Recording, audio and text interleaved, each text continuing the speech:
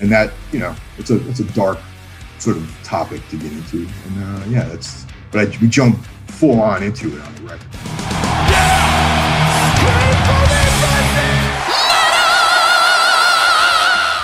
Welcome to the channel, everybody. My name is Belgian Jasper. If this is your first time on the channel, hit subscribe right now. TOMBS is one of the most interesting extreme metal bands around today. It was only in February that this band blew us away with Monarchy of Shadows, their EP on steroids, and they are about to blow us away again for the second time this year with their new album Under Sullen Skies. TOMBS is obviously the brainchild of Mike Hills, and I sat down with Mike to talk about the new album, the new lineup, and his plans for the future.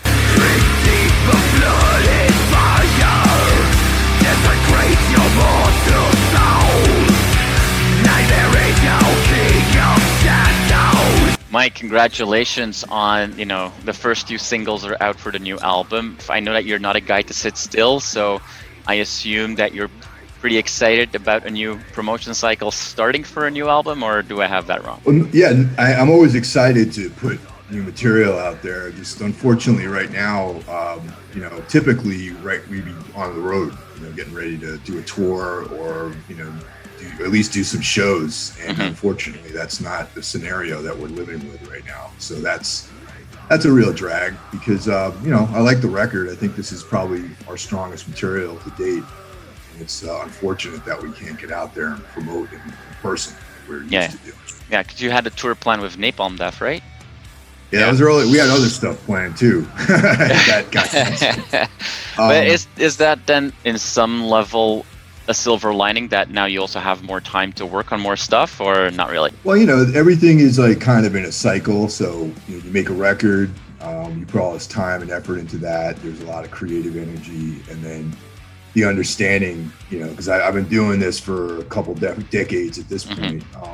It's like, okay, now we're all rehearsed and ready to go and ready to get out there on the road. And so right now, I just feel like we should be traveling somewhere on the highway, but it's not. So that it is really unfortunate. And I was reading an interview with Laird Hamilton, who's a pro surfer, like a legendary surfer, and his whole thing was like, sometimes when the waves come, they come. When they don't come, you're home. And his like reflection on that was like, I feel like I'm never going to get another wave again. It's never, I'm just going to be stuck here on the land. And that's kind of how I feel right now.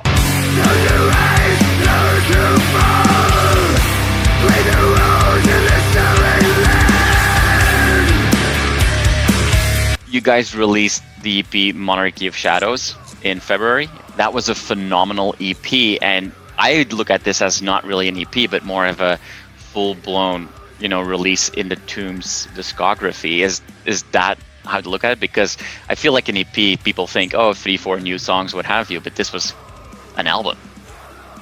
I try to put the best efforts forward all the time. We did another EP a few years ago called All Empires Fall, and I think. It was the same level of care and attention went into that. And I think that regardless of how many songs are on the release, I always try to put, efforts into it. And it's, I just wanted to get some material out there. We got a new lineup. I wasn't 100% satisfied with our last LP. There was a lot of other drama surrounding that whole thing. And then, so it's just to get things kicked off on a new, start a new chapter in the band. I just wanted to get some material out there. So that's what Monarchy came around. So I think we're all still pretty proud of that record.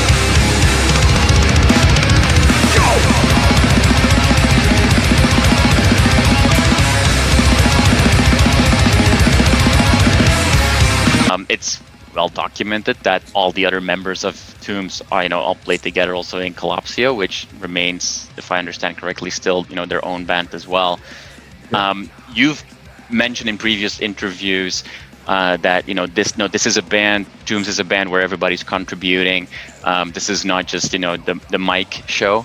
Obviously, people are gonna have those questions when such a change of lineup happens. So how do you look at the band? We're like, this is a full-blown band going forward, and you're very happy with that lineup, or is this still in some way, shape, or form, your project? Well, I think it's kind of a hybrid of both scenarios because, I've been doing this band since 2007, so there is a level of ownership to just the concept behind the band and, the creative direction and just the overall like aesthetic of the band is something that I've spent 10 plus years crafting. The identity of the band is pretty well established, but, I think that it really comes down to being involved with people who want to belong to something instead of people who just start showing up to practice and showing up for the tours. And, unfortunately, that was a scenario that developed, in the sort of dissolution of the former lineup. With the guys I'm playing with now, it's a collective, and you mentioned the band Collapsia, but there's also a band called Hammerfight, which Justin and Drew also do.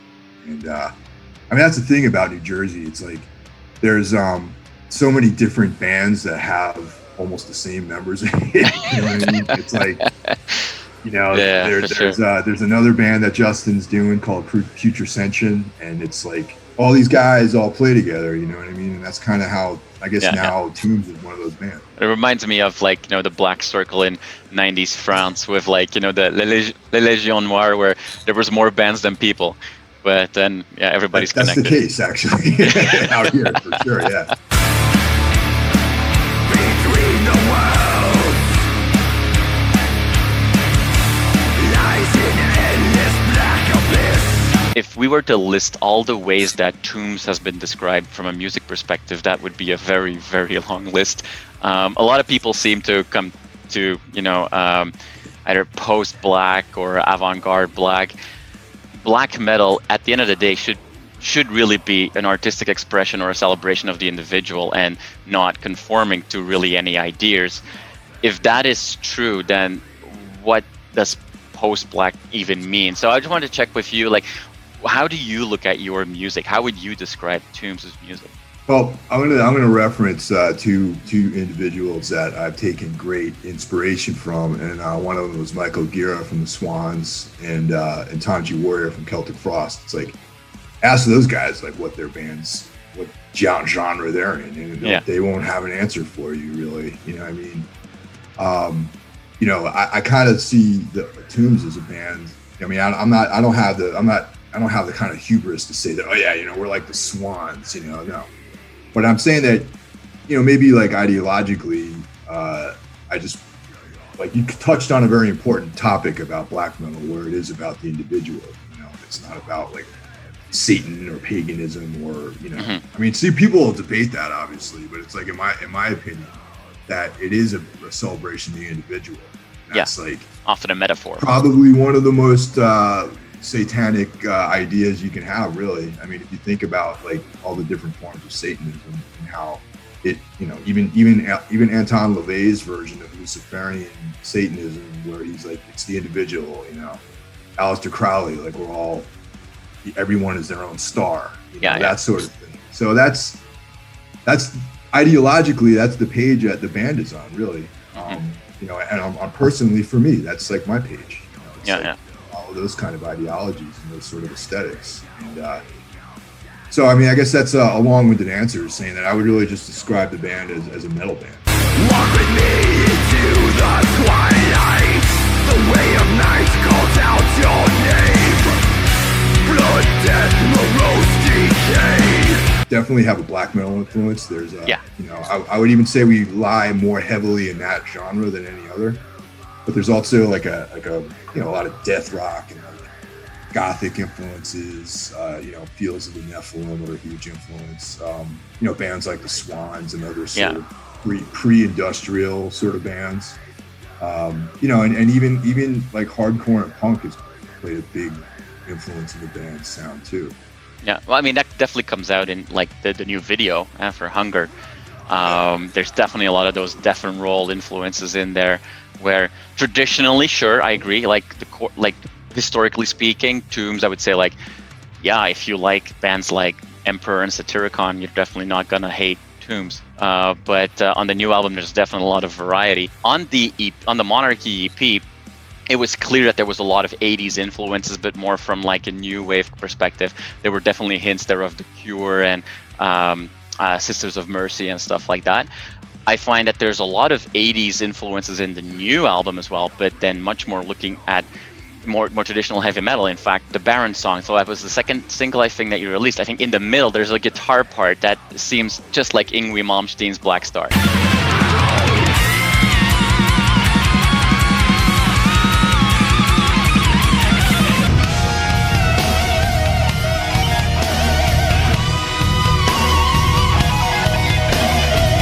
That's like probably one of let's put it this way, you know, I'm like a very mediocre guitarist at best. You know?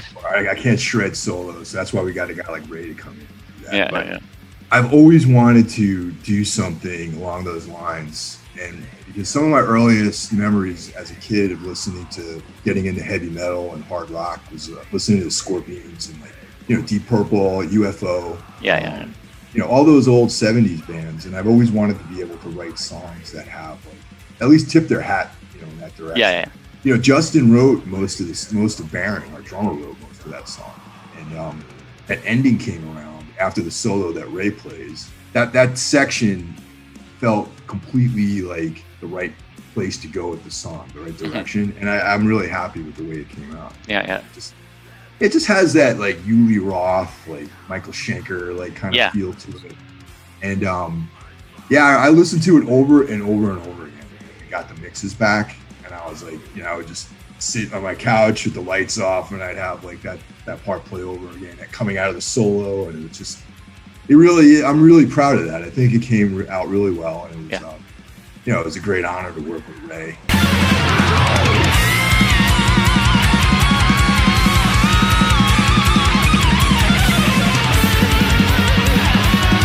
I find that this is also maybe the most vocally diverse Tombs album so far. I mean, Hunger and Bone Furnace, for example, they stand apart quite a lot. Is that something that is on your mind when you're working on new material? That go, like, you know, you really want to show different facets of the band, or does that come naturally? And who do you feel like, from a singing perspective, have been big influences for you?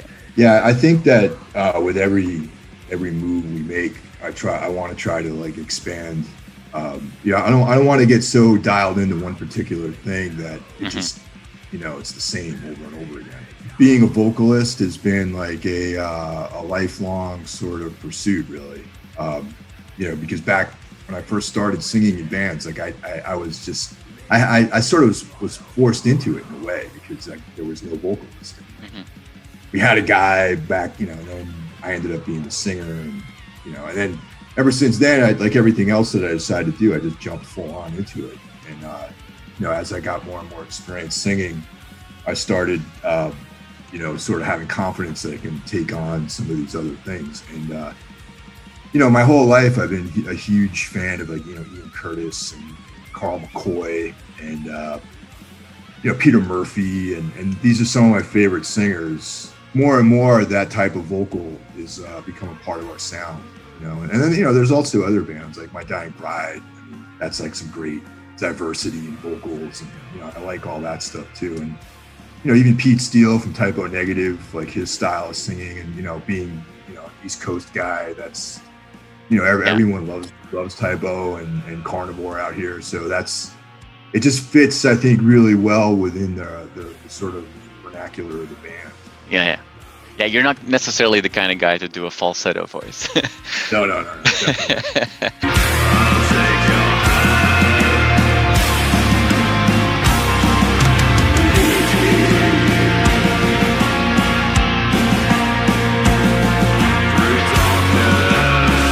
You know, when Seasons shared the press pack for the first time, the first announcements of the new album, you know, had some, you know, notes in there where you call this album, you know, A, very dark, and B, not something that people are gonna play on a Friday night to get pumped.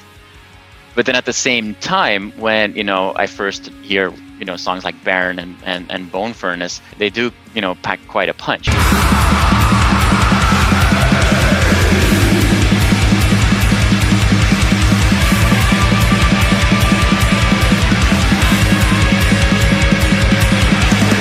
I was thinking about the general, you know, person out there who's, like, you know, possibly into like Kanye West or something like that. Okay, This isn't really the kind of thing that most. I mean, if you like metal and you like, you know, harder stuff, then it's right up your alley. I think, you know, definitely. I mean, you know, that's the kind of stuff. These days, you know, no one really is going out too much, but that's, you know, this stuff I listen to. I'm getting ready to go somewhere is brutal, like dark music. But yeah, those are pretty representative of the record, and there are definitely some, like we mentioned, the vocal diversity. There's even deeper explorations of that further in the record. Okay, so, interesting.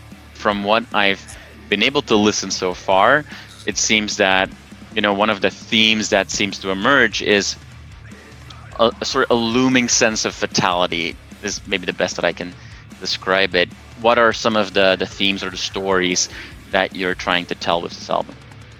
I think that for many years and for most of the duration of the band, that, you know, I've had this obsession with, you know, death and, you know, the other realms of existence and, you know, that sort of thing. And you know, and then connected to that, just the sort of vastness of the universe and how limited our comprehension is of even our own realities, you know. And so yeah, there's that is still a big theme on the record, and also a deeper exploration of fear and some of the archetypes that have been used throughout literature to manifest fear and you know, like vampires, you know, things like that. There's a lot of vampire lore, a lot of you know, references to eternal life and things like that on the record. You know, a lot of the you know, writings of Edgar Allan Poe and H.P. Lovecraft and Clark Ashton Smith and that kind of stuff.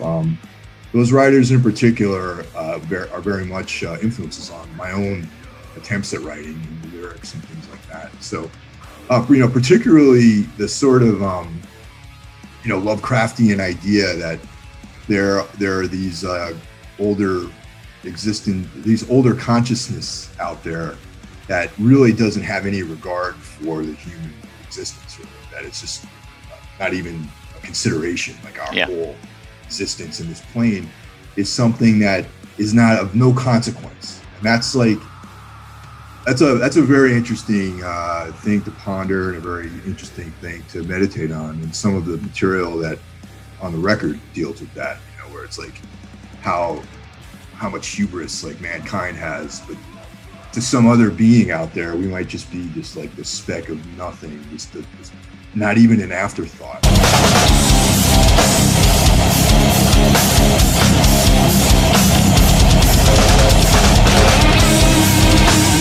Even our own universe is going to be nothing one day. This planet's going to get engulfed in flames, you know, supernova. It's going to destroy the galaxy. So that stuff doesn't matter to any, you know. Yeah. In the infinite, that's meaningless. So, you know, there's that sort of existential idea of pointlessness which permeates the record, and that, you know, it's a dark sort of topic to get into, and yeah, we jump full on into it on the record. Yeah. We are less than a month away now of the launch. We've had, you know, some videos, there's songs that are out. What else, you know, should we be watchful for, like the fans? What do you have in store for them? What can you share, if anything? We recorded it's a live video, but I didn't want it to be like one of these productions that, you know, 3 years from now we're gonna look back on it and be like, oh yeah, that was that year when like no one was playing gigs and everyone stayed home and get depressed. Like I wanted to create something that would have like some sort of like lasting impact and to be appreciated like outside of this pandemic experience that we're going through right now. So you know, we performed, we put a set together, which is mostly, you know, heavily on the new material, obviously, including some stuff from the EP, from Monarchy to Shadows, and material off of Under Sullen Skies. And, you know, we have like multiple cameras, we have a legitimate, like real sound mix, you know, and also it's cut, you know, creatively with like some imagery and stuff like that. Okay.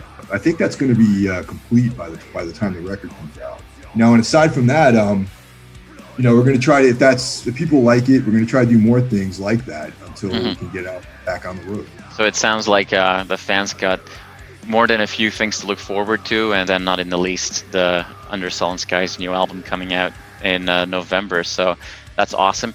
Mike, I want to thank you so much for your time today. I really appreciate you taking the time to answer my questions. And yeah, I'm super pumped by even for a Friday night, which we are recording right now. You know, the new songs I think they're really cool, and if they can, you know, live up or even surpass what you guys did with Monarchy, then that is very promising. So awesome! Thank you so much for your time. I really appreciate it. Thanks a lot, man. Have a good weekend. Take care.